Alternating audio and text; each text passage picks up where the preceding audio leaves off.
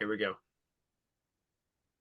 All right. Welcome, guys. I'm super excited about our seminar this evening, Life After Shredding. We are 23 days into the new year shred of 2024. Makes us sound like we're on some epic journey into the unknown. And maybe for some that is kind of how this has been. It But is. we've got 5 more days in this 4 week shred. And so I think it's worth talking about, and some of you guys requested, what does life look like after the shred? Because we've had some very specific goals and parameters that we've been working toward as a group. And that structure, when it's done, when the shred's done, ideally, you'd like to keep your fat adaptations. If you have made progress in your eating habits or some changes with regard to your exercise, you want to keep those things going, but you also want to do those things in a sustainable way. And so the shred protocol is a wonderful set of parameters, but at the same time, this challenge, by the very nature of it, is a shorter term challenge geared toward making long term adaptations. And so I want to help you guys bridge that gap this evening. So we're gonna talk through some of the things that you guys have learned through doing the shred over the past three weeks and some change, and also we're going to talk through from a scientific perspective what parts of the shred are sustainable, and then also for you and what your life looks like right now. What pieces of what we've done in the shred you can take away and carry with you forever. And last but not least, we're going to talk about some resources and whatnot moving into the rest of the year that'll be helpful to you. So we have a community challenge coming up in February. We also have a few resources in Better Daily that will help you after the shred as well. So we're going to dive into that. Those of you who are live, you have the distinct privilege of asking whatever questions you want whenever you want. So if I'm talking and something lights your brain up, like ask, just hey, sorry to interrupt, Alex, but you said this and I want to know this. Please do that, and that way you get what you need out of this seminar. And I'm sure other people, both catching the replay and also who are live with us here, will appreciate your question as well. So, our agenda this evening, we're going to talk through some quick shred wins. I think it's really helpful to talk through things that we've won at, that we've been successful at, perhaps some things we've learned about ourselves and about our nutrition and exercise. And so we're going to cover those. Then we're going to go through the why, how, and what of shredding. You guys kind of already know that. You're 23 days into it. You have the experience, the knowledge, as the Greeks would say, the gnosis of having actually gone through it, not just knowing it, but actually boots on the ground experiencing that. And so we'll talk through just a bit of that, just so we have a high level understanding of what we've been up to scientifically speaking. And then we'll go through the science of fat adaptation. We're going to talk about exercise, we're going to talk about nutrition, we're going to talk about fasting, we're going to talk about macronutrients, and then where to go from here. And last but not least, if there's anything that I've missed this evening, then we'll spend some time in Q&A. And like I said, I intend to get you guys out of here at 8:30 so Robin can go to bed. But if you want to hang out with me afterward and talk through some questions, we can do that. Highlighting some resources that are already available to you. Some of you are new to Better Daily. Some of you have been around for a bit and didn't know we added things. So you'll get this in a printable version in your email after this seminar. But this is all outlined for you. So if you didn't know we had these things, we have these things. And if you don't know where to find them, you can reach out and say, "Hey, Alex, you talked about a meal planning guide. Like, what's that? How do I get to it?" And I can point you in that direction. But we have a lot of resources in Better Daily to help you make the changes of the shred more sustainable over time. But I do want to hear from you guys to share one win from your shred challenge. So think about it for a second. What's one thing starting the shred that perhaps you didn't expect to win at, or that you found to be a difficult obstacle, but you got to win at it anyway. Share one win from your shred challenge. I'll go first because I'm supposed to be the fearless leader and all that. But the whole weather thing, man, the snow, we got like 4 inches of snow here, which is not normal for Arkansas. And I don't mind snow, it's fine, whatever. But people around here freak out. The whole town shut down. So I was working out in a 17-degree gym, and my kids were home from school, and when I went for runs I was like dodging ice and stuff. But I did meet my shred goals, and those are important to me because I hate not doing what I said I was going to do. And so I'm grateful that I was able to do that. And there have been times in the past where perhaps if I wasn't in a challenge like this with you guys, I would have been like I didn't get my second run in this week. Fine, like it's fine. Or it's 17 degrees. I'm not gonna lift today. I'd much rather hang out where it's warm. so so I'm gonna share that win with you guys. Snow Sound like snow or that. shine, snow or shine. Anybody else care to share a win from their shred? I did great in the beginning, then this last week just blew up my world a little bit. So I got off track. I'm trying to get back on again, but at least I have tools to get back into it faster Mm. and than I did before, even if I beat myself up for not winning as much as I wanted to. That's fair. And I think one of the most powerful things about a protocol, not just the shred, but just something in your head. It's like, okay, okay, hey, last week some crazy stuff happened. It's a wash. I'm gonna start over. What does it mean to start over? It means like I have some fasts I'm going to accomplish this week. I'm gonna get back to my protein and carbohydrate intake ratios. I'm gonna get my exercise minutes down. It's really helpful to have a very clear picture of what it means to get back to it. So I'm glad that's a win for you. Anybody else care to share? For me, Well, I've been, sorry, go ahead, man. my big goal this time was to, of course, do all the stuff and everything, but to lose weight. And I have lost right at 10 pounds so far. Congratulations, Robin. Nice job, man. That's awesome. That's a big win. For me, I've done pretty well. This last week, I had planned on doing the brisket with the missionary friend of ours who came to visit, but then after that, didn't have a meal the next day, so wound up having a second unhealthy meal. I think that kind of plateaued me a little bit last week, but so week two, I had lost total of 12 pounds and then just dead even this last week. I didn't gain anything, so I guess that's a victory. But overall, I've also lost 9 inches. Congratulations, man. Awesome. That's awesome. And Good job. and backstory for anybody listening, poor CJ had seen some awesome results in his year last year. And then am I right in saying, brother, that the holidays kind of uh, blew up the nutrition thing a little bit? And In so here. and so this shred was a nice return back to what your body knew was good and healthy for you.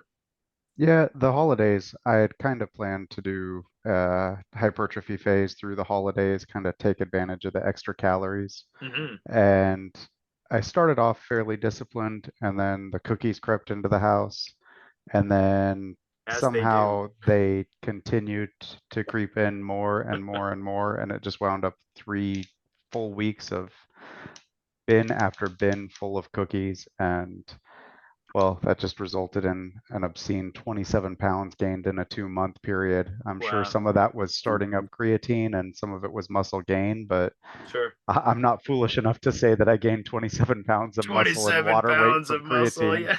Yeah. I know that there was a lot of fat in there, so Hulk. CJ's walking around like, woo.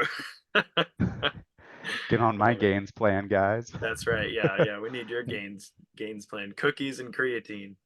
That will It's sell. frustrating how fast it goes on.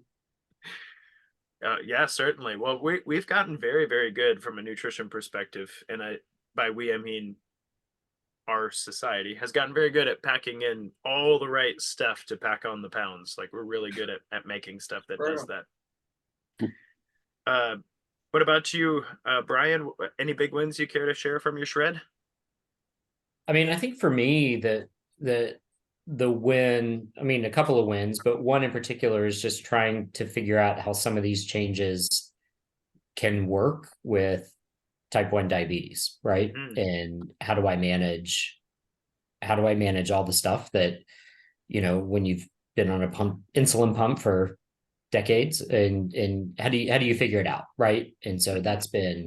but to be able to manage through that and see results and be able to find ways to kind of stay consistent in blood sugars, that's been a big win for me, because it's hard to do.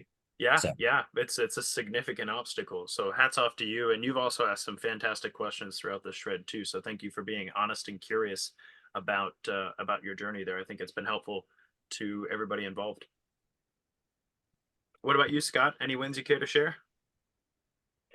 Well, my I'm gonna call it struggles initially, was trying to juggle dad life and trying to fit everything in. Like Mhm. for some reason, this month has been not my usual.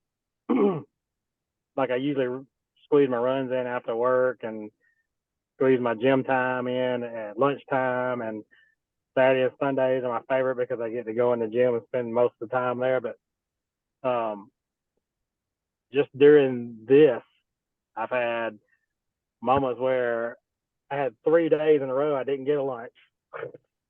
So I was like, man, I'm not gonna be able to get to the gym during lunch. And so um, that was because we had meetings at work, and then in the afternoons, right when I got off work, my wife was like, okay, you got to go get so and so. We got a basketball game. We got to go run concessions. We got yada yada yada yada. I'm like, okay. And so I would find myself on Friday, Saturday, and Sunday trying to get all of this activity in. Like, I only have 2 oh my hours of god, cardio and 3 hours of weights. Let's go. that's like how the heck am I gonna squeeze in 2 hours of cardio in all this weight training in 3 days? I was like, oh my god. And so I just my win for me is just getting the right mindset. I'm like, okay, I know I've got a lot of obstacles in front of me, but I'm gonna do this is what I'm gonna do. I'm gonna do the best I can. I said, and I'm gonna do it whenever I can. So just today, when I got off work, I was planning on going running at like 6:30 and then get on here at 7:30, and then that fell through because my wife wanted me. She says your kids want to go ride bikes up in Real Town. I said you got to take them. I'm like okay. And so when I got off work, it was like 5:12, and my daughter was at softball practice, and I'm like, you know what? I'm not gonna sit here and wait on her. So I got out and ran 3 miles. Mm. And right when I finished my third mile, my daughter's calling me. She's like, "Where you at?" I'm like, "I'm fixing to run up to the truck right now." I'm coming. I'm coming, girl. So it's me. I'm always looking like, okay, you can always look for opportunities to get something in. And Mhm. so I took that rather than sitting in my truck on my phone waiting for my daughter to get out of softball practice. I just went for a run True that. and Nice job, man. ended up getting 3 miles in. So I have to take my opportunities when I get them. So But good job, and that's quite the testament to commitment, right? Because Yeah. it's a lot easier to sit in your car and hang out on your phone. And I mean, like you're a hardworking dude. You worked hard all day. Don't you deserve 20 minutes of nothing? And you're like, yeah, I do. But I also deserve to go do this run that I said I was gonna do. So I love that. yeah, I said I was gonna do it, and I'm like, dadgummit, I'm gonna do it, and if I have to do it now, I gotta do it now. Yeah, So let's go. I love it. Mm. Way to go, man.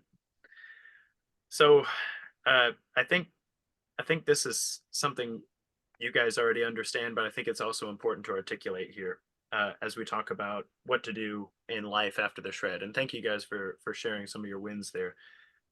The shred is important in one sense in that it's different from a weight loss challenge, right?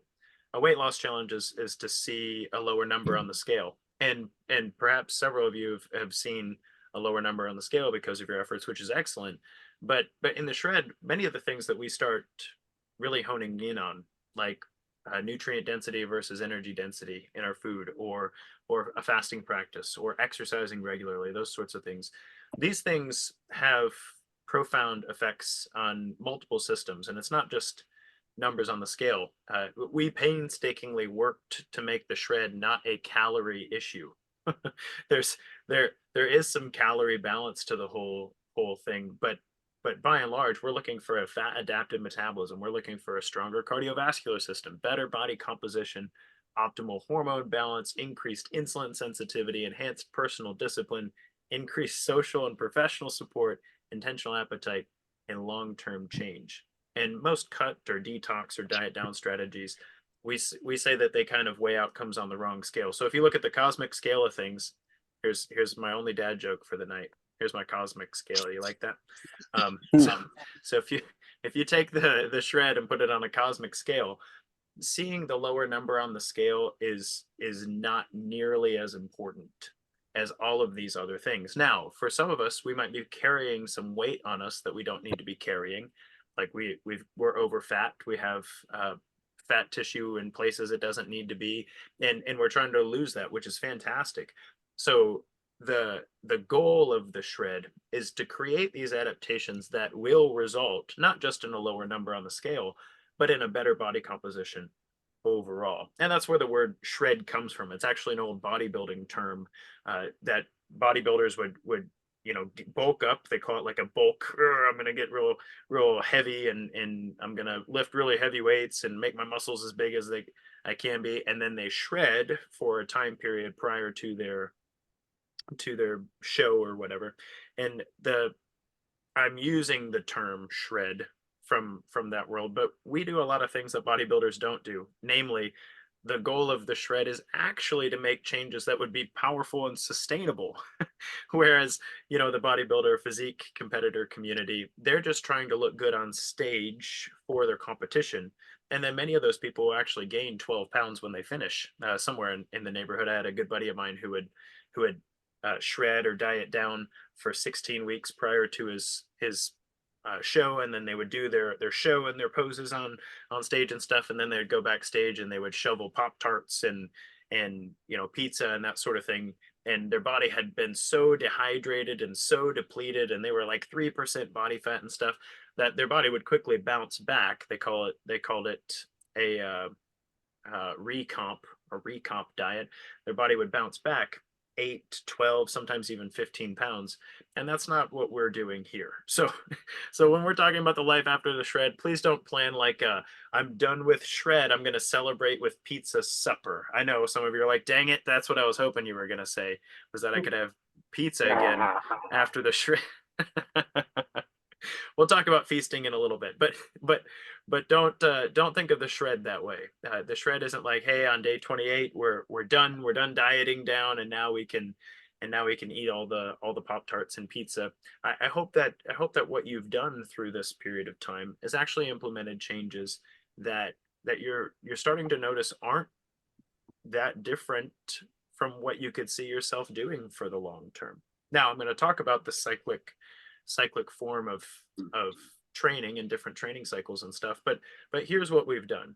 We've added exercise time 3 to 6 hours per week, depending on which level of shred you committed to. The newcomers were more toward the 3-hour mark, and the veterans were more toward the 5, maybe 6-hour mark if you did a little extra credit.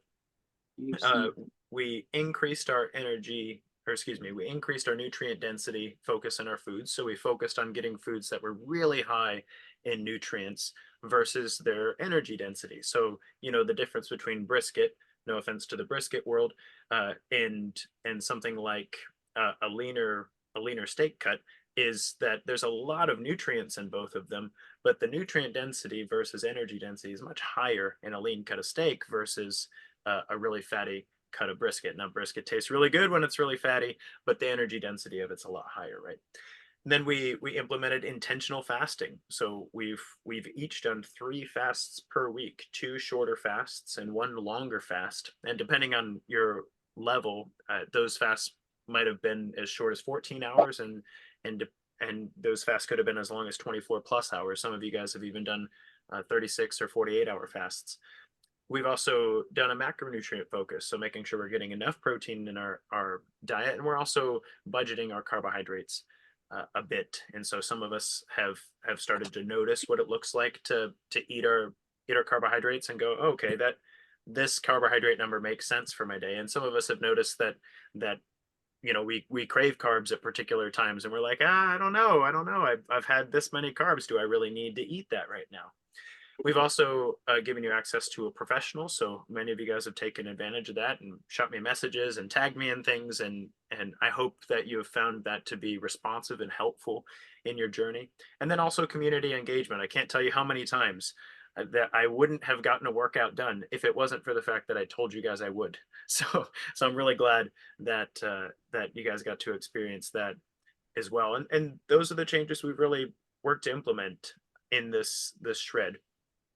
We'll talk in a second about what needs to stick, but really the science of this is exercise trains our aerobic energy systems, optimizes hormonal function, strengthens personal willpower, and preserves muscle tissue while buffering obesity epigenetics. So those all of those things work together to make fat adapted things happen to us over this month long period. And you'll notice not a single one of us have said, unless we're like, just it's a tracking thing, like, oh, I ate 500 calories, so I have to exercise X number of calories per day to burn that off. Notice the what we're after in the exercise department is not calories burned, but adaptations that will help us to make good use of the fuel in our body and to make adaptations that build us better over time. We've also increased our nutrient density and lowered our energy density. So that does a few different things. It can shift our microbiome to be less obesogenic. That's just a fancy way of saying our gut bacteria gets less fatty. So that's nice. It reduces inflammation for some of us. Those of you who have seen enormous amounts of weight loss, and I would say anything over 8 pounds in a 3-week period to be pretty enormous. This reducing inflammatory marker is a big piece of that weight loss. So high nutrient density foods, low energy density foods, those things with lots of polyphenols in them, good fiber, a good phytonutrients, that sort of thing, that's definitely going to drop your inflammatory markers in your body, and you'll clear out a lot of extra fluid that you didn't need to have on there. And it also functions to protect the cells. So a lot of the things we've done over the course of the shred, I hope most of you aren't feeling like increasingly sore every week, and that's actually the hallmark of cellular damage. If you're in a very intense training program or training protocol that's over exercised and under recovered, you'd find yourself getting more and more sore, more and more fatigued as time went on. But in the shred, I'm hoping that you're noticing that that's not the case.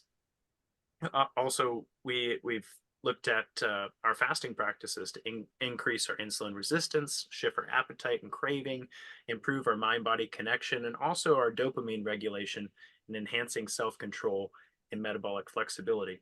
We've also worked to consume enough protein and keeping our body exposed to some carb depletion. That means that we're not overeating carbohydrates so that we're always full in the tank all the time. And this helps with our muscle composition, promotes recovery, and encourages aerobic metabolism. I'm going to finish these 3 other points and see if I have questions yet. We also, with the professional support, believe it or not, part of that in the shred actually is a psychological thing. It promotes curiosity. When you have somebody to ask a question to that you know is going to give you a halfway decent answer and has been around the block a little bit, then it makes you want to ask questions that can actually lead you to reduce your learning curve and to increase your trust in the process. Not so much because Alex said so, but because if you're working hard to achieve something and maybe things don't happen exactly the way you thought they would. For instance, Robin, I hope you don't mind me sharing, but Robin reached out after his first week and was like, "Hey, Alex, I feel like I've done everything right here. I'm 3 pounds heavier than when I started the shred. What's up with that?" And so I encouraged him. I said, "Hey, let's do your next weigh-in in a fasted state, so you can see like devoid of your inflammatory markers." Robin has a few things in his body that make him a little more prone to inflammation than others. And that said, one of his wins that he just shared with us was, you said you were 12 pounds down, Robin, over the last 3 weeks. No, that was CJ. I'm 10, 10. That's awesome. So but I haven't weighed this week. I'm hoping my goal was to be 12 to 15, but I tried to work hard. But the challenges that we've had that you know about, that I don't care if you share, but it's just been really tough. absolutely. You've been a trooper managing those. But I did want to use that as a point here, because when you have a professional around that you can ask those questions, it can help you not to be discouraged in the way that'll make you stop, right? Because there's nothing worse than Absolutely. feeling like I've worked so hard and I've gained 3 pounds. This shred's terrible. Like, and maybe there's something wrong with me. that's that's a really, really crummy feeling.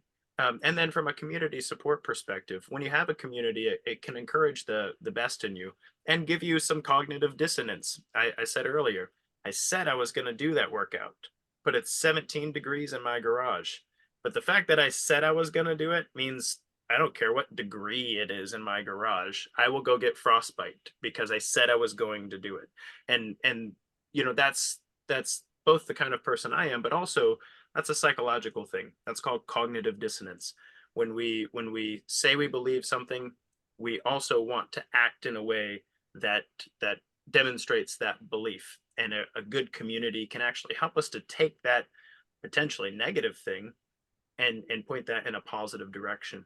And last but not least, the idea of 1% better daily. I hope you guys have found that to be both humbling, but also encouraging that this is something that you can achieve with small steps every single day. So that said, I've said a few different things about the science of what we've been up to, and I'm going to talk about how the shred is actually a phase of training, which might help you to put it in your mind as like, oh, okay, I see this as a piece of a larger whole.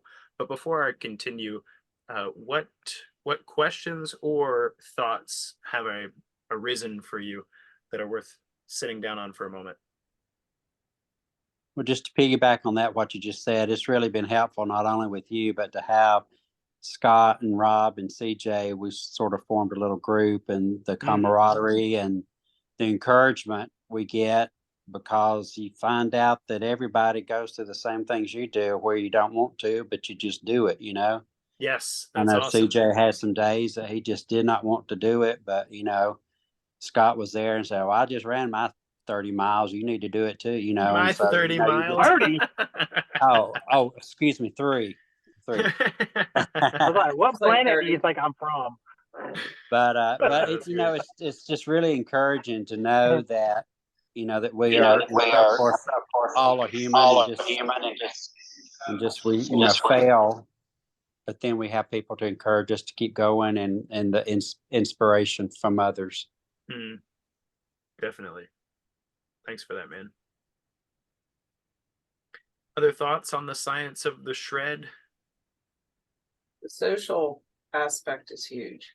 I mean, that's even though I sort of fell off last week with getting my runs in, just knowing that I'm committed to a certain amount really does get my butt out there often. Said failed miserably last week, but I gotta get my crap back together. But it's having a social group does make a big difference, and you just can't find enough self motivation to do it on your own after a long time. Yeah, it's called lone wolfing. You can, but it generally doesn't last long. Yes. You can lone wolf it, but it doesn't last long. Yes, that's really helpful. So yeah, a lot of times when I don't feel like it, I think about this group. I'm like, I gotta make I gotta do it anyway because I gotta post it later. right. and then I feel good afterwards. So yeah, That's right. right. Yeah. So Yeah. There's a lot of things we do for the social aspect, or I like to think of it more as a relational than social. The science calls it social, but I have two kids, as you guys know, and there are so many things I do because of my relationship with them that I would not do. Like if it wasn't for them, there are so many things I wouldn't be up to. And my kids are young, so that includes like waking up at 2 a.m. when somebody throws up all over the floor and it needs to be cleaned up or something. Like I wouldn't do, like if it was me, I'd be like, oh, that's a weird roommate. Like, sorry, that sucks, but I'm gonna go back to sleep now. But for my kids, I'll do that. And similarly with regard to the Better Daily community, with a group of people that I know are aiming up and doing their best, even if your better looks a little different than mine, that sort of thing is really inspiring and motivating to me. So I might be able to lone wolf it. I mean, I'm a trainer. I've lone wolfed it for a long period of time in my life, but I'm able to maintain an inspiration and motivation for my own better over a longer term with a great community like you guys, where I wouldn't be able to if that was by myself. And so I'm glad that you guys have found that particularly powerful here. So on this slide, I'm making the argument that shred, as you guys have experienced it, is actually a phase of training. And so right here, I have a sample program. On the left is where the client started at the beginning of the year, and on the right is where he finished his year. And basically what you can see in the background there is what we call in training a macro cycle. A macro cycle is the big picture of an exercise program over time, right? So January, February, March, April. This is what he is working on. And the point there's a lot of science wrapped up in here. Some of you guys have been through those seminars and workshops with me. Some of you, if you care to look through what it means for a training phase and weights and reps and intensity and all that stuff, I've taught on that before. But for the sake of time here, I'll just say what I want you guys to notice is that the shred is actually in a phase of training. It's a place you visit and spend some time so that your body doesn't swing pendulum wise too far to one side or the other in training. So for instance, when you're training for a marathon, if you're training for a marathon, doing a lot of really heavy bench press is not very helpful to you. You're going to grow a lot of extra chest muscle that you don't need while you're out there running. And so in marathon training, you don't do a lot of hypertrophy. And similarly in bodybuilding, if you're trying to grow as much muscle as possible and look like a Hulk on stage, it doesn't really help you to be able to run a marathon. In fact, it's actually really hard on your joints to run. And so those individuals will spend a lot more time growing muscle and very little time addressing endurance. But the average person who's working toward better, physically speaking, their macro cycle actually looks like a little of both throughout the year. Some muscle growth, and we call that anabolic training, some muscle growth and strength and power and speed and that sort of thing. And then there's also a time and place for endurance, for fat adaptation, for being able to move for long periods of time and train your aerobic system, right? And so this is just a picture to show you that for this particular client, he worked with me for a year in a one-on-one setting. For this particular client, we had some times where we were catabolic, like the shred. We were burning fat as a fuel source. We were getting enough cardio in. We we're doing some fasting. We're upping the nutrient density of our foods and lowering the energy density. And then there were times, you can see it marked here, grow muscle, feed the beast.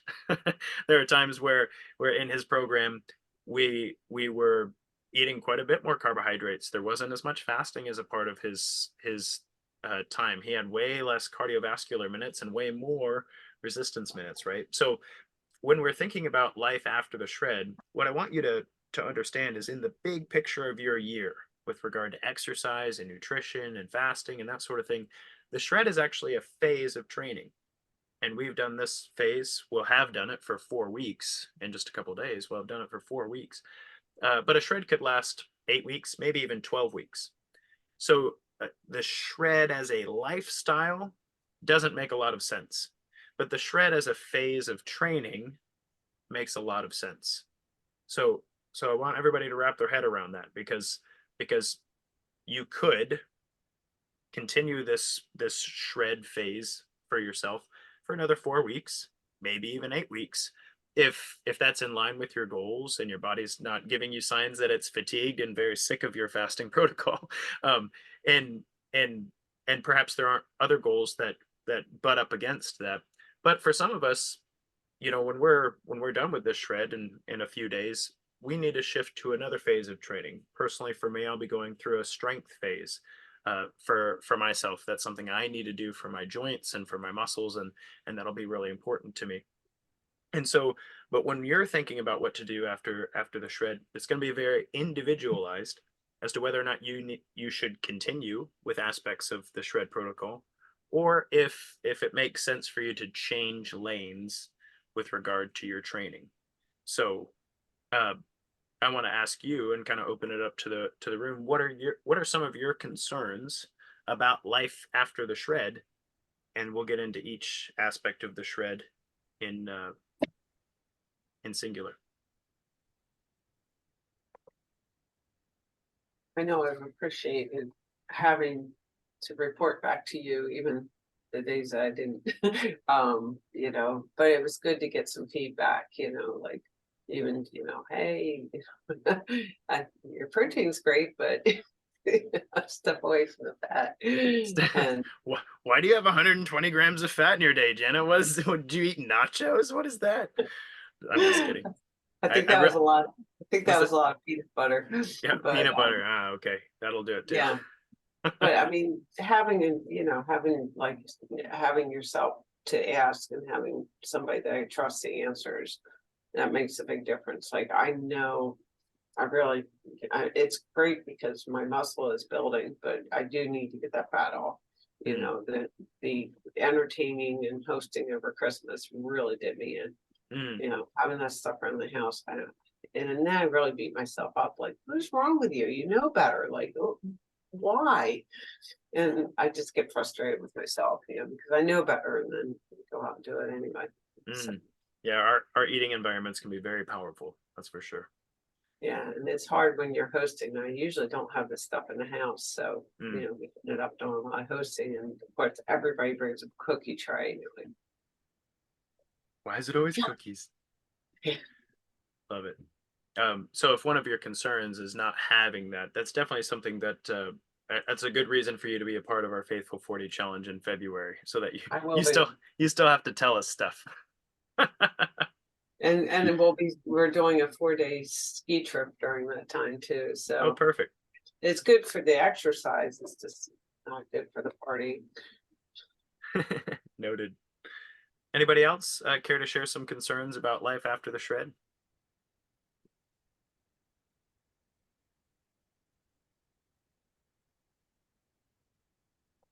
I know for me, going into some of those bulking cycles, feed the beast, put on muscle, I have done it a couple times now. Both seem to have been with some measure of failure. The first time, it was really hard for me to snap mentally back out of oh, hey, you can have some of these delicious foods again and not feel super guilty. And I wasn't quite as bad as with the holidays where I put on a ton of weight. I had actually maintained my weight, but when the goal was to snap back into that shred mindset, I struggled to do it for a couple of months even. It was just like somebody would bring in something delicious at work and it's on that table and tempting, and I would give in. And it took, I think, one of your replays of your podcast about getting angry. I had to channel that anger for a good reason and say, I'm just sick of being the person I don't want to be. I'm sick of not achieving this goal. I'm going to get angry every time I have that desire to eat this. And that snapped me back into the weight loss trend. But man, it took way too long. And then this last time, I just dove off the deep end with the sugary sweets during Christmas. If you don't mind, and CJ, this is your personal story too, so if you don't want to share, that's fine. But in your weight loss journey, there was a point where you had peaked in weight, and you're significantly lower than you used to be, right? But would it be safe to say that doing the bulking or hypertrophy sort of eating makes it really easy to fall back into the habits that got you in a high weight to begin with? So when I first started, the goal was just to introduce, like you had mentioned, a few more extra carbohydrates. The downfall came when I went on vacation for a week, and I knew I was going to go there, enjoy some food, and then not feel guilty about it. And I came back from a week of eating like garbage, having still lost 2 pounds because I worked out the whole time while I was on vacation. I was like, hey, I can enjoy some more tasty foods on occasion without guilt. And so those would creep in once or twice a week, and it just didn't go away. And so when I start those hypertrophy phases, it is, like you said, it is far too easy for me to accept higher levels of risk probably than I should, probably because of the years of bad habits. Yeah, I got you. I got you. Well, thanks for sharing that concern. I think that's powerful and important. I find my kids are really bad influence too. And my kids are in their 20s. I get more trouble with my kids than I do anybody else. But they just need to join Better Daily then. I don't know what else to tell you. I'm We'll, trying. we'll I get them mean, in here. yeah, I just find that, when I do go see them, I'm just enjoying time with them because they don't live at home. Mm. So I'm just having fun with them, and it's, yeah, When they have young metabolisms and all that, I'm sure. That's yeah, exactly. you So only live once, Mom. Eat it. Rah. yeah, so that's been a challenge because I'm getting, I'm in a phase where I'm getting to a ton of fun stuff, which is awesome, Mm. and new relationship and new social, and and want to see the kids, and we're having a blast. But I look down, I'm like, my jeans don't fit. Like, this is not good. Yeah. And Brian, you had a concern you were going to share? Yeah, I think for me, it's the macronutrient focus and how do I sustain some of that? Because, I mean, my whole life revolves around counting carbs. And so I can do that really well, but I couldn't tell you how much protein is in anything for all the tea in China. So Yeah. I think there's been a lot of experimentation Mm. during the shred for me in terms of balancing um, some of this to figure out what works with my system and what doesn't. And so how do I keep some of that balancing going forward? Yeah, I think that's a great concern. Thanks for bringing that up. We'll hit macros pretty hard tonight. Awesome. Any other concerns?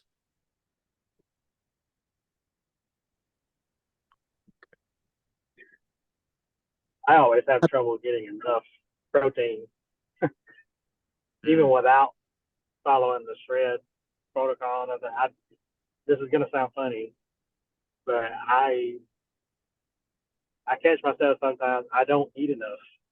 Like, and I've had people in the Better Daily group actually point it out to me before, saying, "Hey, you need to eat," because I post my macros and stuff, and Mhm.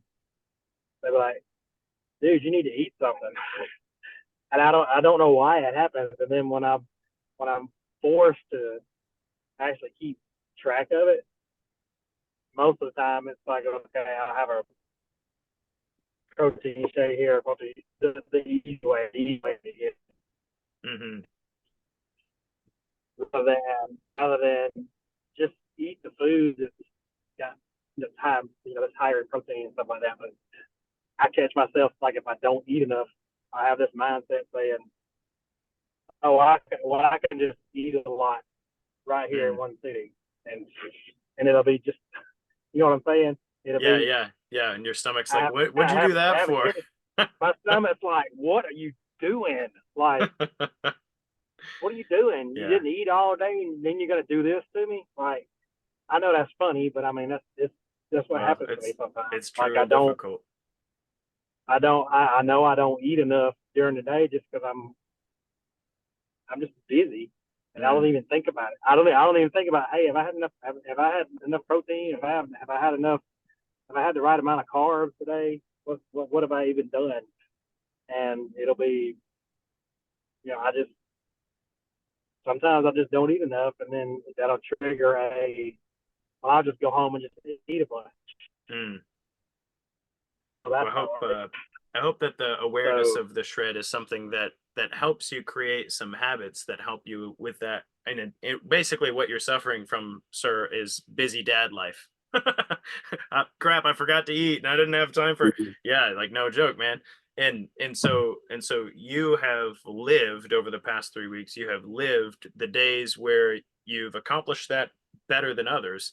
And so if you can take those times, like, for instance, if you notice that if you wake up and first things first, you get a good 30 or 40 grams of protein in your system, and that helps you out so that later in the day you don't have to get those extra 30 and 40 grams of protein. That's a shift. That's something that you can carry post shred.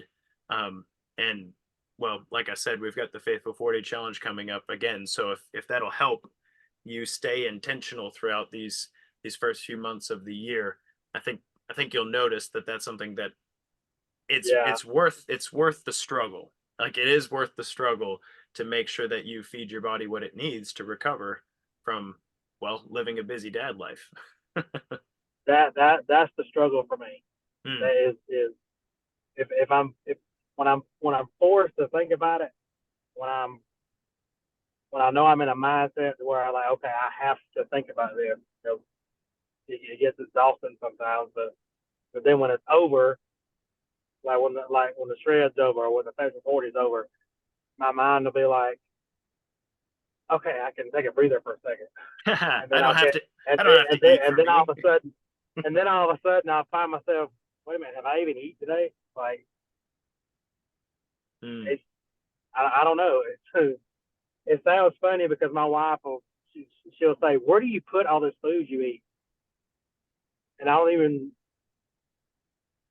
know. It's just that one. I have a one sitting, and she'll think you've been eating like that all day. I'm like, no, I've actually eaten like this. Is just actually the This first is my time I've first eaten time I've eaten today. today. So, and I don't know. I get busy at work. I get busy at home. It's busy in the morning. I just don't think about it. You know, Definitely a struggle. that's my. I call them squirrel moments because, like, just for example, I'm at work. I get asked a lot of questions, and if somebody's standing there asking me a question, and somebody else walks up, my mind immediately goes squirrel, and then I forget this person's over here, even over here. You don't exist for it. Like, so I call them squirrel moments. Busy dad life, man. Yeah, it's the busy dad life gets me sometimes because I still got 4 young ones. 2 of them are teenagers, but still, they all keep me busy and occupied. Well, on that So note, on the keep you that's busy my note, only. I want to tackle each of the aspects of the shred and just do just a brief overview of what you need to do after the shred. So first of all, exercise wise, we've all been exercising for a certain number of minutes per week and trying to get those right. What you need to do after the shred is set a goal and stick to it, right? So I have two of these charts here just to kind of show you what the number of hours I've asked of you in the shred look like in comparison to the research and also what athletes do, right? So the minimal amount of cardio recommended for our health is somewhere between 90 and 120 minutes per week, which is exactly the recommendation that we've been going with for the shred protocol. Some of us more toward the 90 minutes and some on the upper end of that 120, right? The maximum recommended for health is actually 5 hours per week, right? So that'd be 300 minutes of cardiovascular exercise. And I've not asked that of anybody. A couple of you guys have gone above and beyond. And then our endurance athletes in the world, they're exercising 10 plus hours of cardiovascular exercise each week in terms of volume. And so notice the shred's like way down there, right? The shred is like just above the minimum recommended for health. And then same for resistance training, actually. So it's 0 hours per week is sedentary, but 10 plus hours per week is something that power lifters, bodybuilders, football players will do. What I've asked of you guys in the shred is just above the minimum recommended for health, and definitely on the lower end of what's recommended maximally for health as well. And so pro tip during 2024 is, if you haven't already joined one of these hashtag run 100, hashtag lift 100 challenges, and it's not hard to join, you just literally count your workouts. Like, hey, I did my 9th lift this year of lift 100. And what that does is it gives you some consistency on a weekly basis and kind of a metric to help you measure yourself over a whole year. If you do 100 runs this year, that's about 2 a week. That's actually less than the shred, unless you're running a really long way for both of them. And then similarly for the lift. But that said, these challenges, these freemium challenges within Better Daily are there and designed to help us stay accountable and also to keep track of what it is we're doing over the year. And honestly, I've been doing this for a very long time, but I hadn't posted it to a community until Better Daily. And so I have to go back to my last post and go, what run is this? Oh, okay, it's run 27. I'm like, okay, it's run 27. Sweet. Boom, I got 27 runs. And every once in a while, I'll look at the calendar and go, am I on pace to get my 100 runs this year? And I found that to be particularly powerful.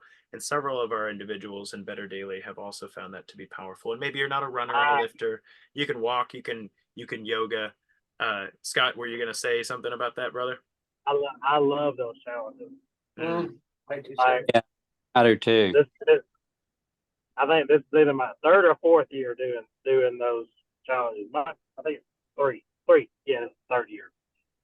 Um, because I used to focus when I first started running. I used to focus just on distance. Like let Mm. me just get 12 miles a week.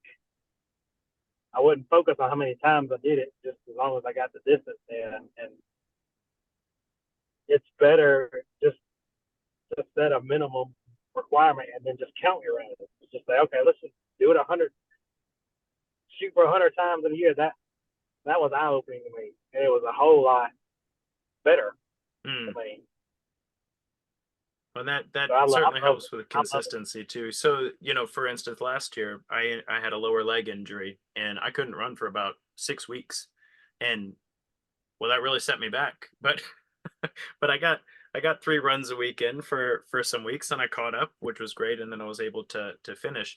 Things like that happen in life where maybe you don't have access to the gym to lift, or maybe you get injured and you can't run, or maybe your yoga is broken. I don't know what that means, but Mm. Or you pull a that's tendon.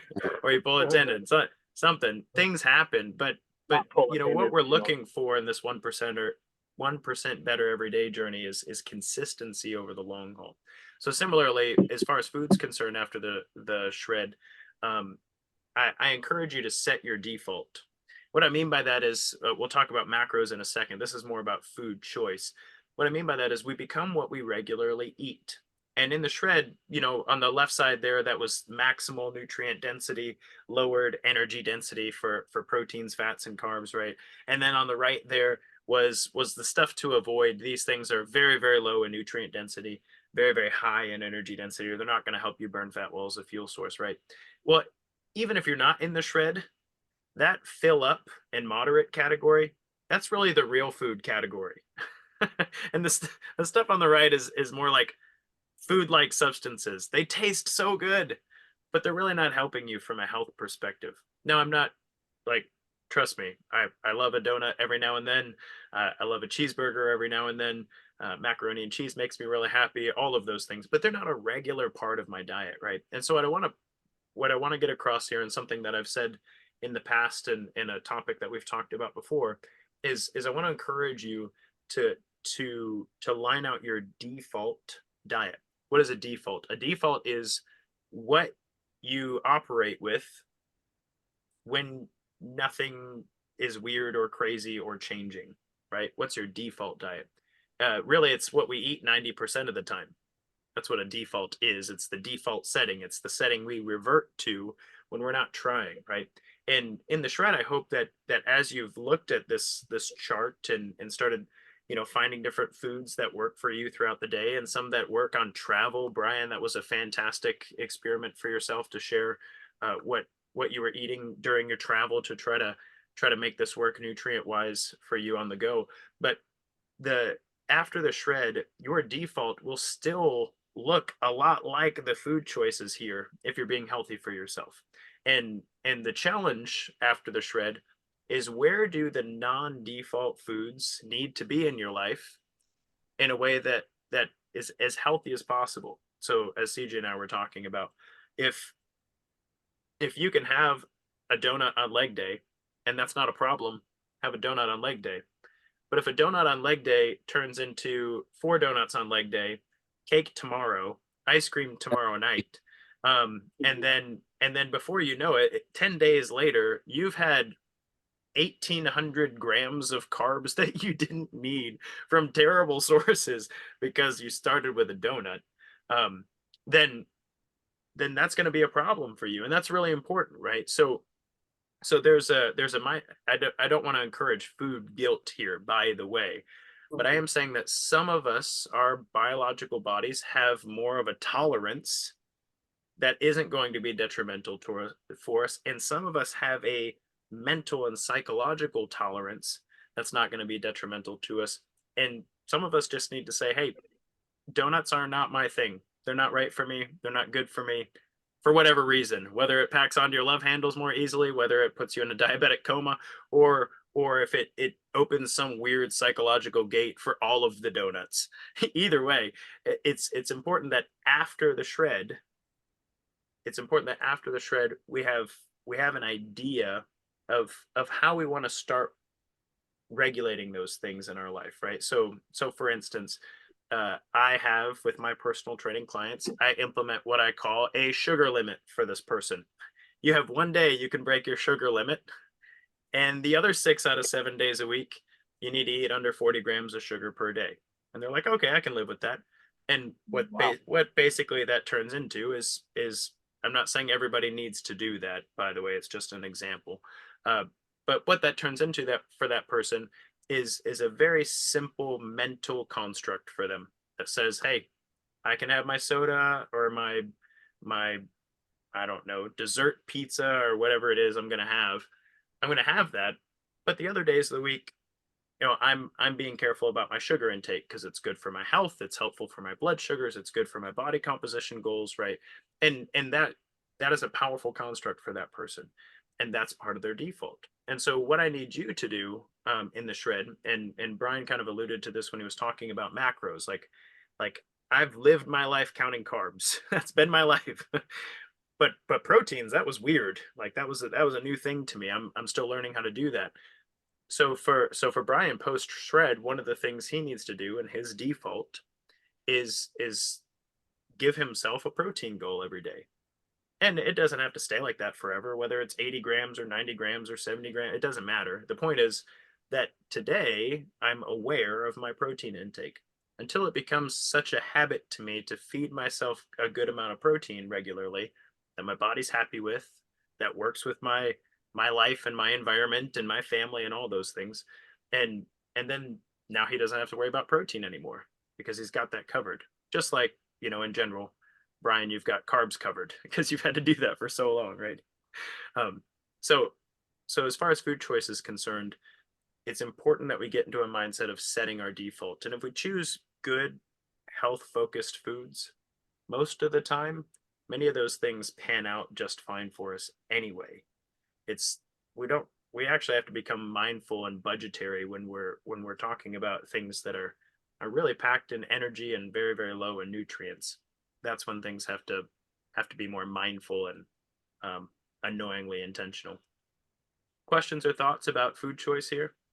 I really want to make sure we get to macros, and I've gotten to our 8:30 mark. So um, if you have to peace out, feel free to do so. I will post the recording in our premium group tomorrow, but I intend to continue on. So Robin, you're clear to go sleep, dude, if you need to go sleep. No, I just got a question I want to ask before, but it can wait to the end. I just don't let me forget to ask it. So I'm Okay. all, If you have a question, I'll make sure you get there. Any questions about food choice and your default?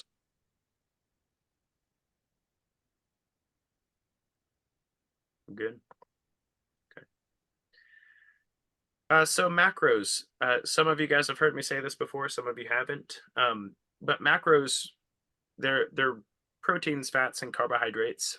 In our shred challenge, we've worked to think about these in terms of energy density and nutrient density, right? But but to the left there, proteins are structural. Proteins are the macronutrient that is involved in rebuilding us, rebuilding our tissues, recovering our enzymes, helping our DNA uh, replicate the way it needs to be, so that we can actually continue existing, which is great.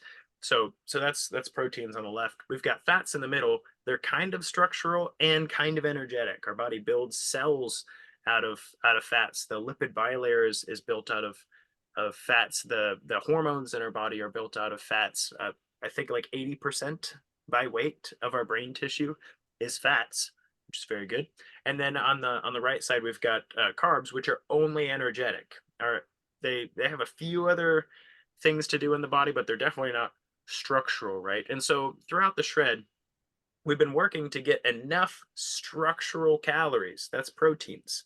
We've been working to get enough structural calories to recover from our exercise, to rebuild ourselves after a good fast, to keep our body in a state where if we are shredding, if we are losing weight, losing fat, we're not also metabolizing things like bone tissue and tendons and ligaments and liver tissue and muscle tissue. We're not metabolizing those things because we're at a really deep calorie deficit, right? So we do that by making sure that we have enough structural nutrients, those are proteins. And then we've also been working to make sure that we're not over flooding our body with too many energy nutrients. If our body's getting a lot of carbohydrates, then it doesn't really have any incentive to burn our fat as a fuel source because carbs are quick and easy sources of energy. Oxygen's built right into them. We don't even need our cardiovascular system to burn them as energy. And so our body, if it's getting plenty of carbohydrates, then there's no incentive in the body to burn fats as a fuel source. And then during the shred, as far as fats are concerned, we've been working on making sure that we're getting enough nutrients from fats from good sources that help to build great cells and promote an anti-inflammatory environment in the body. But also, some of you, when you cut your carb intake a little bit, you're like, man, I'm kind of hungry all the time, or maybe you don't feel that way, whatever. But your protein sources have been really, really high in fats, and so you've heard me say, hey, I want you to picture once you start getting past your essential fatty acids, once you start getting past 40, 50, 60 grams of fat in your day from great sources, when you start eating beyond that, I want you to imagine every gram of fat you eat is a gram of fat that your body won't burn off of you. Because why would it? It's coming, straight into your digestive tract. We can burn that as a fuel source rather than burning our love handles, right? And so for some of you in your food journals, you've gotten that feedback from me, like, hey, like 120 grams of fats, that's a lot of fats, man. I don't know if you need that many fats in your day on a regular basis. So I'll walk through each of these macronutrients and then take your questions about eating them. And if you're a note taker, this is a great slide to take notes. So proteins, these are our structural building blocks in the body. Everything that exists on you structurally is a bunch of proteins chained together. Enzymes are a big piece of your metabolic processes. Your all of your tissues are built out of proteins. Super, super important. If you don't eat protein, you will die. And if you don't eat enough protein every day, your organ systems, your musculoskeletal system, they'll actually deteriorate over time. Now, there is a very small subset of the population, I've learned recently, about 3%, that can actually consume a very, very small amount of protein in their diet every day and actually maintain a very healthful state. And so those people do pretty well as vegetarians or vegans, which is pretty cool. But anyway, very, very small subset of the population, it turns out, have that genotype. For the rest of us, we need quite a bit of protein to subsist well. So our daily protein need, at a very minimum, we're looking at 0.6 grams per pound of total body weight.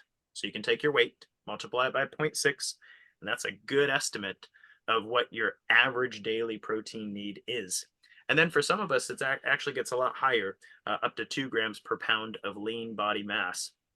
And this is all dependent on age and training intensity, muscle composition, etc. And these numbers are pretty robust in the science because they provide essential functions in the body. And if you don't feed your body enough protein, it can't make it.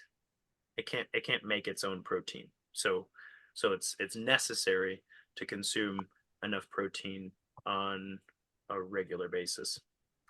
Fats, again, they're in the middle of the spectrum, right? They're structural and energetic. Our body can use them as energy, but they're also necessary for the structure of our body. If you don't eat enough healthy fats, you will break down over time.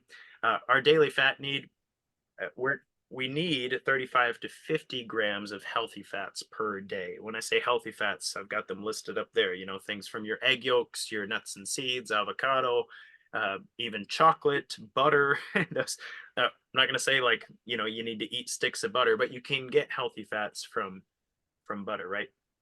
And so healthy fats are things that our body's going to use to build great cells that are resilient to oxidative damage, right? And as far as our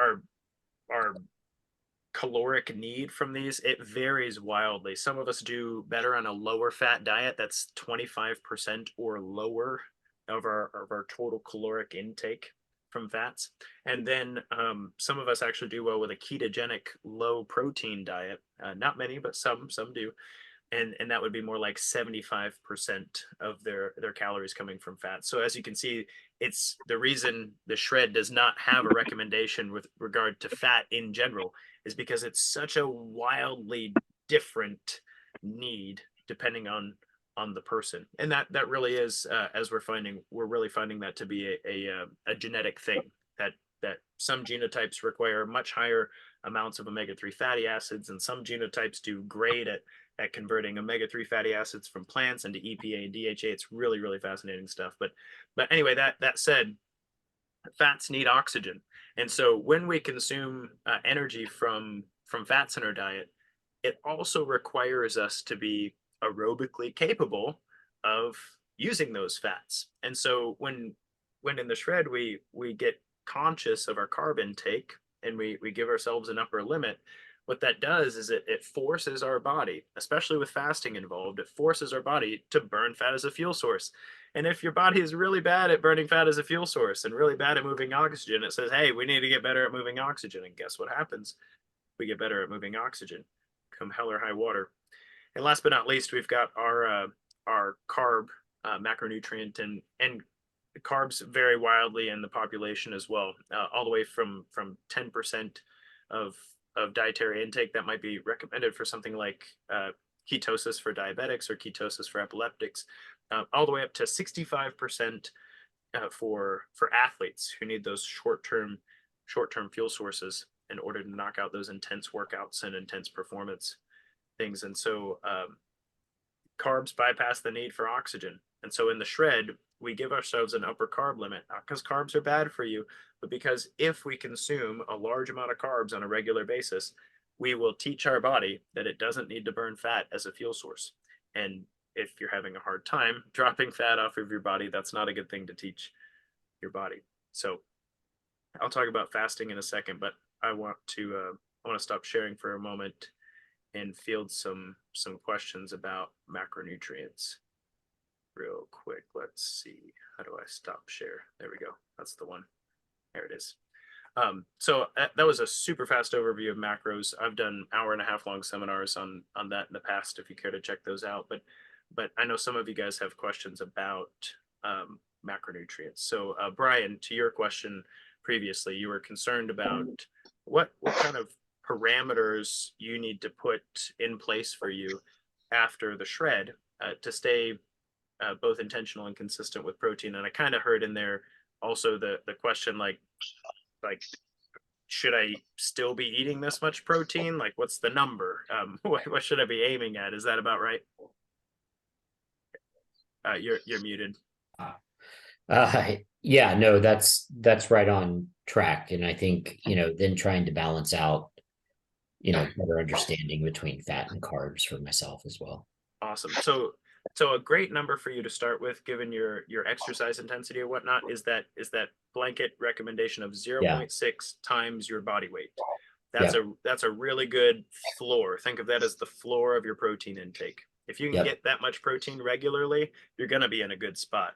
There might be phases of training where you can exercise more frequently, or maybe you're going through a lot of stress or something like that you're going to need more. But that 0.6 times your body weight is a really good floor for you to start with, and getting your mind wrapped around where your protein sources are and how to work that into your day. Yeah, no, that's really helpful. Awesome. And so fat and carbs, you mentioned getting those squared away for yourself. Is there a way I can help with that at the moment? Yeah, I think it's some experimentation for me in terms of because so much low carb is higher fat, right? Yes. And so that's one of the ongoing challenges is just trying to keep that balanced for me and trying to figure out what the right balance is. And so notice in the shred, one of the things we did is you implemented a fast in the newcomer protocol. You also kept up with your weight training regimen and whatnot. That the carb, by my thinking, if you're eating low glycemic index carbs, like your more complicated, your oatmeals, for instance. Yeah. If you're getting carbs from those sources, then that carb number for you, what was it? I'm having what was it, 150 a day? Is that what Yeah. we were aiming at? Yep. Yep. That number is probably a little low. Like 150 to 200 is more likely the better range for you, Mhm. with your level of activity, especially if you're implementing a fast now and then. So what I would say is if you can get your fats around that 60 to 80 mark from good healthy sources, and you're getting enough protein, you'll find yourself doing a really good job from a body composition perspective with that 150 to 200 grams of carbs. Yeah. Okay. So you said your weight training is pretty intense. You guys do those high intensity circuits, so I imagine it helps to fuel those. Yeah. Scaling also helps sometimes. Yeah, that'll do it. That'll do it. Other Right. questions out there on macros? I got a question for you What's up, on Leslie? protein. Good to see you, girl. Hey, sorry I was late. I was out PRing and my front squat and increased it by 20 pounds. But anyway, not bragging. Yeah, it was fun. I was out there earning my carbs, Alex. That's what she's trying to say. That's exactly right. No, but on protein, I have to keep my protein reduced. And I've been told that I have trouble processing proteins because of amino acids. And I was wondering, are there protein sources that are better with amino acids than others that would help me to break that protein down? That's a fair question. So amino acids are the links in the chain for protein. So all protein is made of amino acids linked together, right? Now there's some proteins that are really tightly bound together and they're hard to break down. So the amino acids have a hard time getting into the bloodstream. A good example is like a pork chop. A pork chop is a very tightly knit protein complex. You got to cook the heck out of it and chew it really good. And even then, if you have a stomach that doesn't have a whole bunch of hydrochloric acid in it, then you're gonna have a hard time breaking down all the protein in the pork, right? So that said, for individuals who are having a hard time breaking down the proteins, those more complex proteins, food choice is a big deal, and pre-digested proteins are another another big deal. So I know you knew I was going to say this, and you hate me for it anyway. But fish is really easy to break down. Yes, and so Leslie's like, oh, he's back on his fish pedestal. Yes, I want you to eat fish, Leslie. But fish proteins are really easy to break down. Like in contact with hydrochloric acid, they're amino acids within 3 minutes, whereas pork takes 2 hours, right? So if you're thinking about the differential between the two, fish just dissolves, whereas pork, it's like a chunk and it's like, and I'm not dissing on pork. I'm just saying it's way harder to break down, right? And then you have a good protein shake that you like, right? I got a vegan one now. Awesome. I wouldn't say I liked it, but I use it. I didn't say I liked it. That's fair. My bad. So those are pre-digested proteins. They're already broken down for you. Okay. So when you consume those, very similar to the fish idea, they're going to be amino acids within a couple minutes in your stomach, which is fantastic. And then it gets more complicated. The more complicated the animal protein. So poultry is kind of next. You got fish, poultry, and then you have your like beef is really close to pork.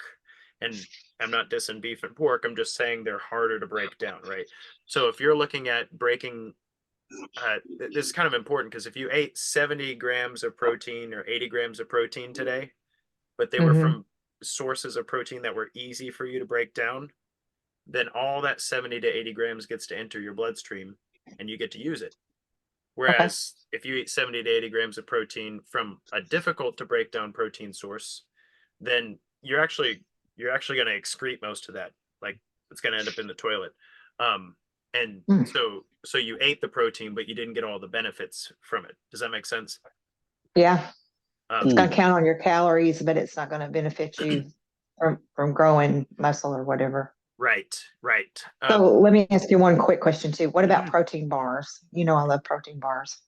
Are they hate easy to digest or not? I know. The love-hate thing. Why have protein bars when you can eat sardines? Sorry, I had to say it. I need to buy stock in some sardine company. I'm sure every time I'm just building them. Anyway, so your protein bars are getting they're usually whey protein isolate, which are really easy to break down. Right. If you have a finicky digestive tract, that also means you're probably dealing with some sugar substitutes that your stomach won't like either, like xylitol or steviol or that sort of stuff. But the That's actual true. protein in a protein bar, most of them are whey protein isolate. So that is just like having a protein shake. But they've added a bunch of stuff to it. So I'd much rather you have your protein shake. Okay. I'll try. I'll try. Thank you. That's all I can ask. About the collagen, I usually throw a scoop or two of Good that point. in coffee. Is that pretty easy? Yes, so collagen's kind of on the same category as your whey proteins, that sort of thing, as far as ease to digest. There is so they've done double-blind placebo-controlled trials where they look at supplementing protein with collagen and supplementing protein with whey. And the whey protein, and we don't know why, we don't know why, but the whey protein actually had a effect on the inflammatory markers, whereas collagen didn't. So whey protein was helpful in dropping the inflammatory markers in this particular study, and collagen didn't have that benefit. So if I had to pit them against each other, I'd prefer whey over collagen personally. But it's not because collagen's bad for you. It just seems like there's some benefit to whey protein concentrate that isn't coming from a collagen source. But you like putting collagen in your coffee, correct? Mhm. Yeah, that's a great way to bump up the protein, and it's easy to digest. Yeah. Great So questions. there's a couple things I've been trying to do, and I'm wondering what your thoughts are on it, whether it's worth continuing or not. Okay, what you got? The first is utilizing a slow digesting protein like casein later in the evening for my late night snack that I have Mhm. before bed. So like cottage cheese has been my go-to. Mhm. And the other is trying to strategize my higher protein intake meals when I have breakfast in the morning. So the first meal of the day after a longer period of not eating, Mhm. uh, before bed if I can, and then post workout. Mhm. Yeah, those are all very optimal. So the casein prior to bed, I really love that, especially if you're trying to maintain or grow muscle tissue and control appetite. Like your casein breaks down really slow, and for some individuals, they have a hard time stopping eating before bed. So if you have like a a would you say cottage cheese snack before bed, that makes it Yeah. really easy not to get into the chips at night or something. Like it kind of dumbs down that satiety need. And then also you're not so ravenous first thing in the morning. I don't know if you've noticed that or not, but that's very beneficial. And then you're right. If you can get your that's the idea of feasting actually. When I talked to Scott earlier and I said, hey, well, when you fast, generally it's followed by a feast, not immediately after, especially if it's a long fast. Your stomach's like, please don't put anything else in here. We just had a break. Um but but the but the idea of getting a larger amount of protein when you need it most, which is after long periods without eating, or after intense exercise and activity, there is evidence to suggest that we can increase our protein synthesis in our muscles more during those periods of time. So both of those are good best practices. What's the most protein that you should eat in like one meal? This is a hotly debated topic. It depends on how big you are. So, For me, well, so there. I mean, there was this whole thing going around. Gosh, I've been a trainer a long time, so I don't know how long ago it was, but it was like nobody can digest more than 30 grams of protein in one sitting. Like, that's not true. So, so like my wife is 117 pounds. She's an itty bitty girl. She probably can't digest more than 30 grams of protein in a sitting. Like that would make sense. And it also makes sense because they did that study on a bunch of like young college girls. So um there's that. but but we've seen with some individuals they can eat up to 120 grams of protein in one sitting, and those amino acids will actually hit their bloodstream in the next 4 hours. So I don't know. Unfortunately, I don't know. What I will say is your stomach will tell you if you've overdone it. And what I mean by that is you'll have very irregular digestive movement thereafter. If you're dealing with, gas and flatulence and stomach pain and stuff, you overdid it. Yeah, that was too much protein in one sitting. So unfortunately, for individuals, I say it has to be a trial and error thing. And the last thing I'll say about that is the protein source kind of matters. Like some people can only handle a few grams of pork at a time, but can eat a lot of sushi and it's just fine, no problem, right? Like I said, the different amount or how quickly it breaks down matters. I heard it was hard on your kidneys. Yeah, I mean, if you have kidney problems. So like yeah. if your kidneys are functioning just fine, a higher protein intake, an extra 10 grams, 15 grams, 20 grams at a meal is not a big deal. Where we're having a problem with kidneys in the health world is when people are significantly over consuming protein every day. So something like 350 grams of protein Yeah, a no. day, when their recommendation was 150. So like a Right. 200-gram over, like, and yeah, that is really hard on your kidneys. You're basically piling in amino acids and asking them to constantly filter them. And so we saw decreased kidney function in somebody doing that over 4 weeks. And so what I would say to you is if you're eating a reasonable amount of protein, like you're not doing more than your body weight in grams of protein, you're going to be fine. Usually, I try to get at least 100 a day. Mm. So that's a good round number for you. I wish my protein number was 100. I'd be really motivated to hit that number. Like 100 is a very, very nice number. It's at least, I can break it down mentally throughout the day and, Mm. because it's amazing how hard it is to hit. You think things are higher in protein than they are when you actually look. Yeah. Yeah. So fasting. I hope you guys had fun fasting this shred. So fasting for me is more of a spiritual discipline than a physical discipline, but there are physical benefits that come out of it, and I'm always happy to encourage and teach people how to fast. I think almost everybody can to an extent, and so there's a lot of benefits to this whole thing: growth hormone release, detoxification. There's actually evidence to suggest it helps mental health, fat loss, digestive health, reduced joint inflammation, and autophagy, which is a really fancy way of saying healing on the inside. And then there are also studies linking it to things like skincare and cancer treatment and health, heart health markers, sorry, and mental clarity. So fasting is pretty powerful and important in a good dietary practice. It's important for our bodies to know how to not be fed. And in today's world, most of the time we exist in a fed state. Most people's bodies don't know what to do if they're not fed constantly. And well, it's something we can do. It's something our bodies are capable of doing.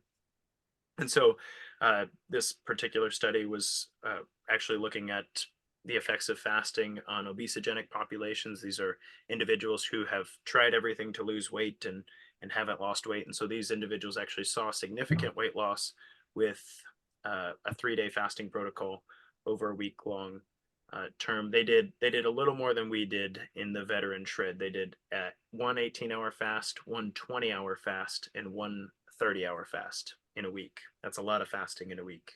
I don't recommend that sustainably speaking.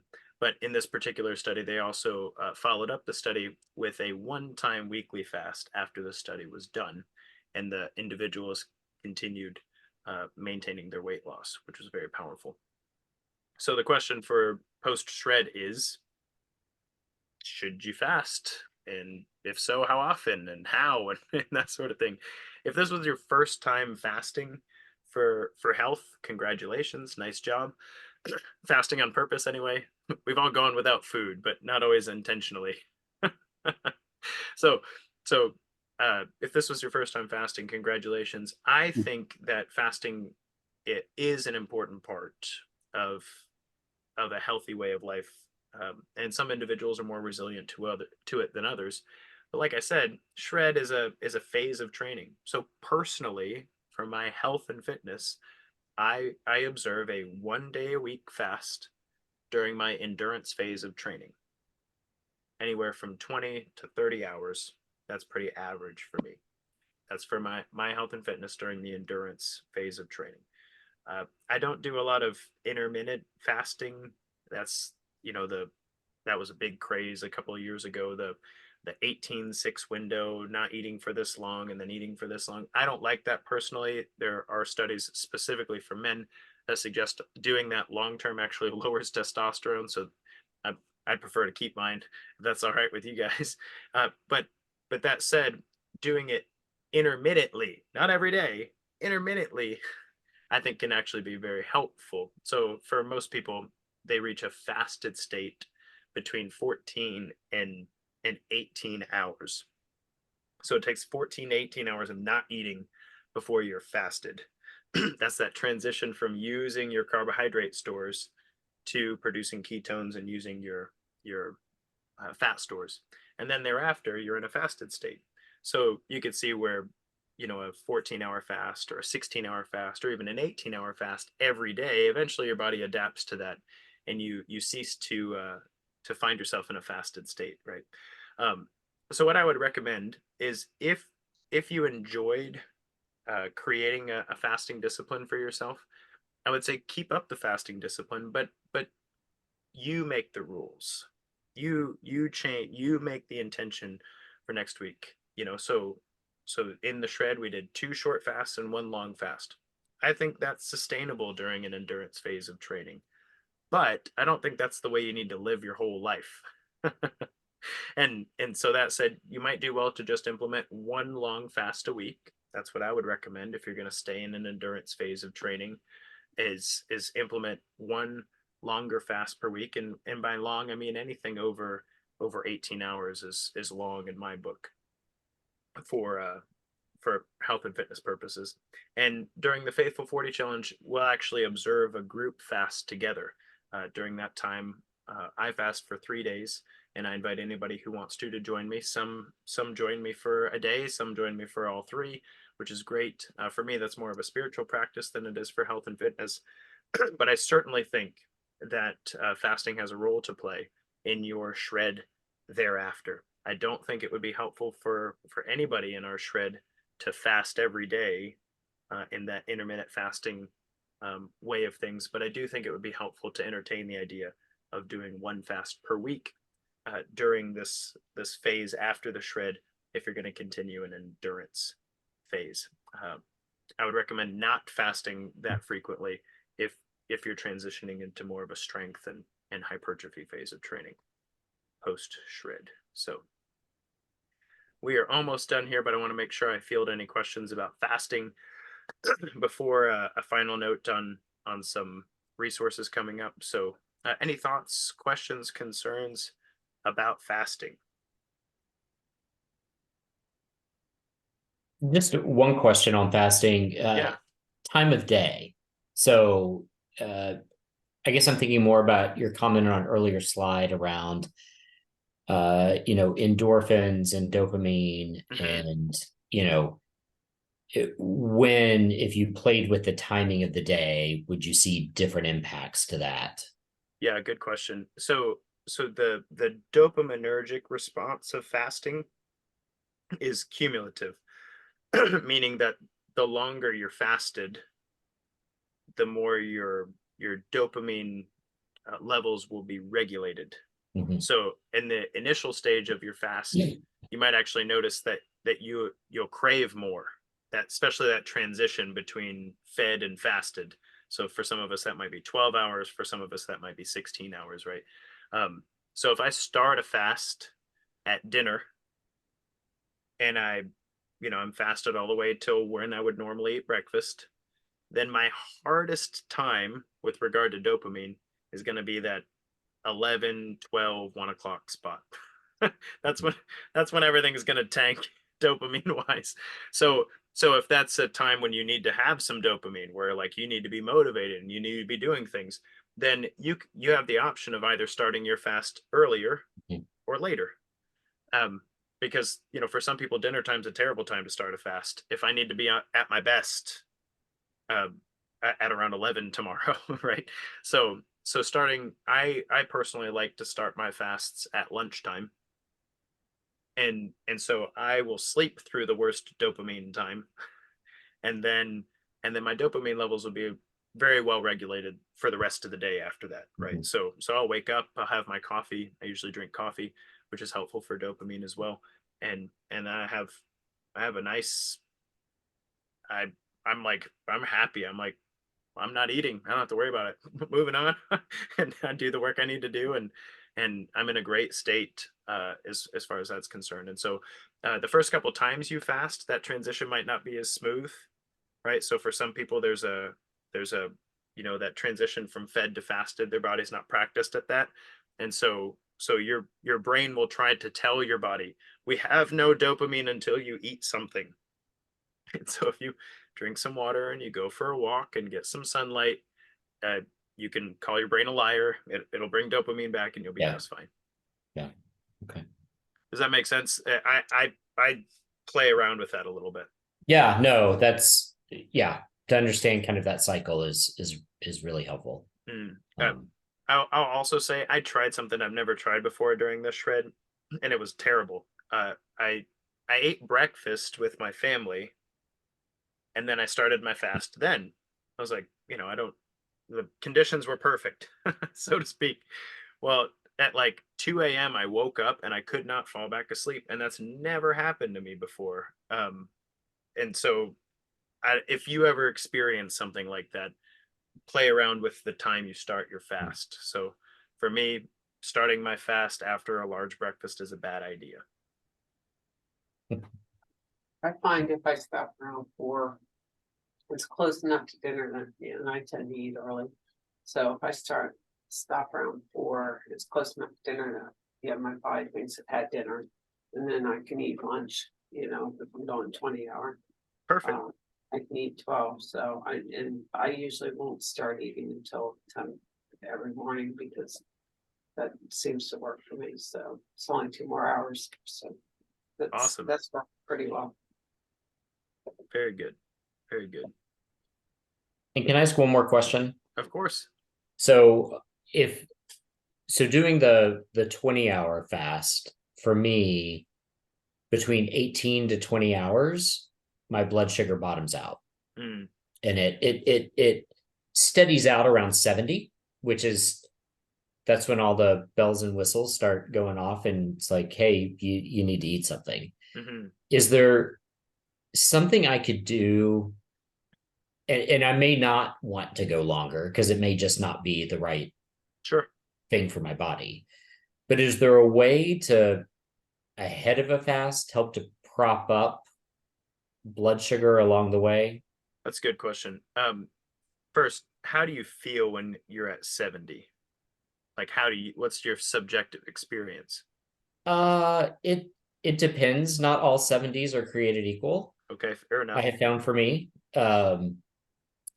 And I don't know how much of it's psychological. I kind of get pretty hyper vigilant around, like, Sure. okay, where am I? Do I have something to eat? What's going on? Like, Mm-hmm. it's just that ingrained kind of safety protocol. Mm-hmm. Yeah, makes sense. So I would say two things. First, if your subjective experience isn't like lightheaded, dizzy, Mhm. and you're not like out and about, I would say that 70 is actually a very healthy blood sugar. Now, if you're diabetic, it's different in the sense that things could go up and down relatively quickly for you, right? Yeah. But 70 is operable. It's not like don't go work out hard. but but you could probably sit, you could probably type, you could probably even walk lightly with no issues, right? And I imagine my blood sugar gets around 70 in a long-term fasted state. Now, if you need to prop that number up, you need to be around 80, 85 to feel good. They actually do make a long chain carbohydrate supplement called UCAN, and it drip feeds carbs into your system over a 4-hour period. And so for clients I've worked with in the past in a one-on-one setting who are either type 1 or type 2 diabetic, and they've gotten down into like the 60s and lower, which is starting to get dangerous. Then for those individuals, I've found that supplementing with UCAN will actually get their blood sugar stay a nice steady 80, 85 for that duration of their fasting period. So think of it like external glycogen, like you can think of it that way, because it's not enough. It's not easy to break down enough that it spikes your blood sugar, and so you stay in that very low fasted carbohydrate blood sugar, but it's like a prop. It's like a drip Yeah. feed of carbohydrates. So I would recommend that. And Okay. the way bygone era, when the ascetics were teaching fasting to individuals, there were individuals who they recommended sipping on orange juice all day long. I don't recommend that necessarily. We have the technology that we don't need to do that, but that was for an individual whose blood sugar would just bottom out and they'd end up with a headache, passed out, tired, that sort of thing. Yeah. Okay. Thanks. That's a great question, man. Thanks for asking. If you can't find it, let me know. I'll shoot you a link. Okay. Any other questions about fasting? Some of you guys are getting to be pros. Proud of you, man. Nice job. Just saying, I remember when I first started with some of you guys and you were like, to go without food for a day? Oh no, like, well, I might die. I'm like, no, you'll be fine. You don't have to believe me. Just try it. A All good right. mindset. So we've been around the block, and I'm way past my time here, so I'm very sorry, but thank you for hanging with me. Hope it has been valuable to you.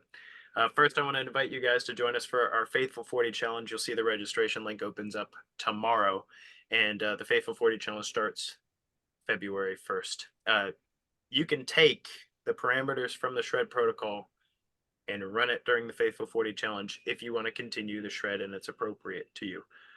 But for the rest of us, the Faithful 40 Challenge is about maintaining accountability with our group, but fashioning our what we hope to accomplish in the next 40 days, being stewards of that. So the registration process takes you through that and helps you kind of set those goals and helps you understand what the Faithful 40 Challenge looks like. But that starts February 1st and we'll go for 40 days. It's going to be awesome.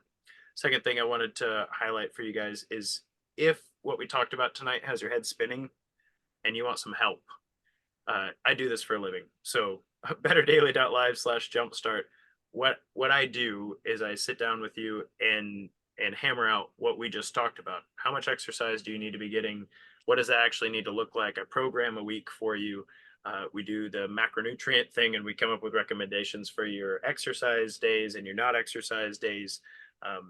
And we do a whole personalized week of coaching. So I wanted to give you guys, you shred people, a discount on the Jumpstart. So if you want to do it or you have a friend who wants to do it, it's very open to them as well. You just do shred 2024 at checkout and it'll knock off $50 on the Jumpstart. And then last but not least, I had a few people reach out to me during Better Dailies, our Better Daily Shred this time around and say, hey, it's been really helpful to me to have a True Coach ping every day. Like, hey, Coach Alex says do this. And they were pretty amazed at what that looks like. So True Coach is a system that I use to coach my one-on-one clients. But I'm working on an upgrade to our Better Daily Premium. And unless we come up with a better name for it, right now it's called Better Daily Platinum. Get excited. But the upgrade will actually make True Coach accessible to Better Daily members who aren't doing one-on-one coaching but want access to the templates and getting a ping from coach every day, that sort of thing, and then also an open line of communication for connecting through that. So I'm really excited about this. We'll be launching this in April, so I wanted to highlight it here, but I want you to know that that's coming. So if you found the True Coach thing to be helpful this time around and you're interested in this, let me know. It's not like limited spots. We're not doing any marketing gimmicks or whatever, but we will launch this in April. And for those who want to, with their Better Daily Premium, if they want to open up access to True Coach and get a bunch of workout templates and be able to populate those and get a ping every day, and then also to connect with me every quarter about what they need to be working on over that period of time. It's I think it's going to be a significantly discounted benefit to the whole one-on-one training value proposition. So I'm excited about it. It's going to be pretty sweet.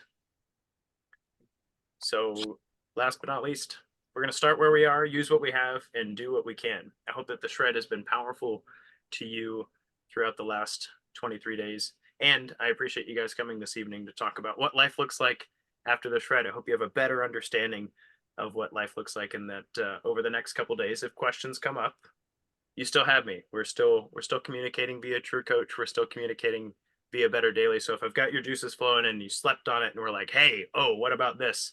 Let's connect. Let's dig through it, and let's solve that for you, because I want everybody here to be better off because you did the shred for the long term. That's the goal. So I'm going to stick around for a couple minutes, but for the rest of you guys who don't have any burning questions, to stay up past 9:15 with me. Actually 10:15 for me. 10:15. Oh, I go to bed, Janet. I think We got Robin's home at- asleep. Robin's we got asleep home over there. after Look at him. about He's No, I'm out. awake. Oh, he's awake. Okay. I'm You're just resting your eyes there. Okay. All right. Otherwise, I appreciate you guys. Love you very much. Hope you have a wonderful evening. And I'll see you Thank guys in the you. group. Appreciate you guys. Mhm. Night. Good night. Night.